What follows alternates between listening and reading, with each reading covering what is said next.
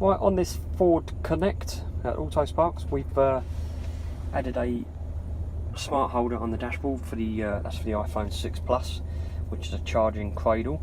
So it keeps the phone charged while you're driving, automatically powers up while you're driving.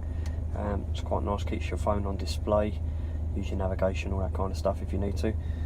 Also, we're getting asked for a lot of USB ports now as well, so this one we've added a USB port down there. We've already got the factory 12 volt socket, but these are becoming a little bit redundant nowadays. Everybody wants USB, so for example, we've got the iPad here, we can plug our iPad in. If I can get the plug in one way or the other, there we go, plug that in.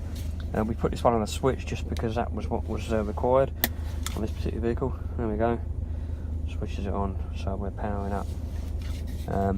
Yeah, switch it off. You can have them hardwired to the ignition or permanent via a switch, so that gives you the ability to turn off if you need to. But yeah, it's a nice little solution, handy for charging all your devices, telephones, iPads, witness cameras, all that kind of stuff. Yeah, give us a call, we can supply and fit these at your location.